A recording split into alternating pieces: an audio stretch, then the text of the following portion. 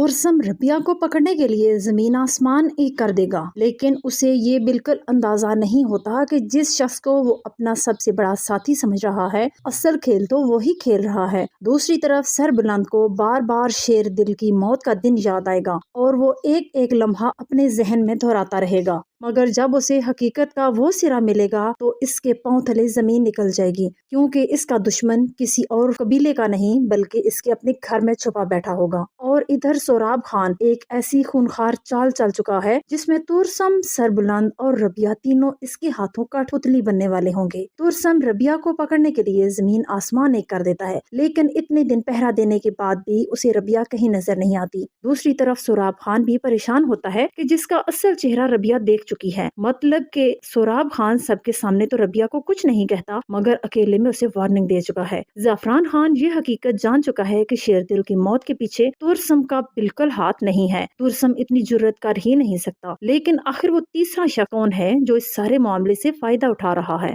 सोराब खान ने तो हमेशा सरदारी के ख्वाब देखे थे, मगर ये सरदारी शेरदिल के हिस्से में आ गई थी। तुरसम के गुस्से और इसकी नफरत को इस्तेमाल करते हुए ये सारा मंसूबा इसी का बनाया हुआ था। वो जानता था कि शेरदिल और सरबुलंद का सबसे बड़ा दुश्मन तो तुरसम और इसका मामू ही है, तो क्यों ना इस सारे कत्ल का इल्जाम इन्हीं के सर पर डाल दिया जाए। सोराब खान ने बड़ी चालाकी से अपने रास्ते से शेरदिल को हटाया और इसका सारा इल्जाम तुरसम के सर डाल दिया। तुरसम जो तवज्जो का तरसा हुआ था, वो यही समझता रहा कि इसके बंदों ने ये काम किया है, मगर यहाँ इसका मामू तो ये बात जान चुका है, लेकिन उसे भी नहीं मालूम कि शेरदिल को खत्म करवाने वाला इसका अपना चचा जाद भाई सोराब खान है। और दूसरी तरफ तुरसम भी नहीं जानता कि ज़ाफ़रान खान अपने ही बदले ले रहा है। यहाँ पर वो अपनी सगी भतीजी को कबीले वालों के सामने पेश करके जानबूझकर इसकी इज्जत खराब कर रहा है। और अब वो ये समझ रहा है कि इसने अपने भाई से बदला लिया है, क्योंकि इसके भाई ने तुरसम की माँ को शेरदिल के बाप के हवाले किया था और उसे वो जिल्लत दी थी जिसका वो बोझ बरसों से अपने ऊपर उठाता आ रहा था। दूसरी तरफ बानो है जो रबिया को दिलासा तो दे रही है, मगर आगे चलकर यही रबिया सरबुलंद के साथ शादी करने वाली है। दूसरी तरफ सोराब खान को भी पता चलेगा कि रबिया मुदस्सर की बेवा है और मुदस्सर को तुरसम ने मारा है, तो सोराब खान के दिमाग में एक नया मंसूबा आएगा। वो ये खबर तुरसम तक पहुँचा देगा कि रबिया सरबुलंद की हवेली में है। ये जानने के बाद तुरसम फौरन हवेली की तरफ भागा चला आएगा और आगे सोराब खान पूरी प्लानिंग के तहत अपनी पूरी तैयारी के साथ बैठा होगा, ताकि जैसे ही तुरसम और सरबुलंद का आमना सामना हो तो ये एक दूसरे को मार दें, और अगर इन दोनों में से अगर कोई जिंदा बच भी जाए तो सोराब खान खुद उसे मार दे, ताकि सबको यही लगे कि तुरसम और सरबुलंद खान खुद ही एक दूसरे से लड़ झगड़ कर मर गए और सोराब खान पर किसी का शक भी न जाए। सरबुलंद के मरते ही सरदारी सोराब खान को मिल जाएगी। अब सोराब खान तो प्लानिंग बहुत अच्छी करके बैठा होगा, लेकिन इससे पहले कि तुरसम वहां पहुंचता, रबिया को तुरसम के बारे में एक हकीकत मालूम हो जाएगी कि वो उसके होश उड़ा देगी। रबिया को पता चल जाएगा कि तुरसम सरबुलंद का ही भाई है। ये जानते ही रबिया बहुत डर जाएगी। रबिया को लगेगा कि अगर ये बात सरबुलंद को पता चल गई तो मुदस्सर का कत्ल इसके अपने भाई ने किया है, तो वो अपने दोस्त के कत्ल का बदला लेने के बजाय अपने भाई का साथ देगा और रबिया को तुरसम के हवाले कर देगा।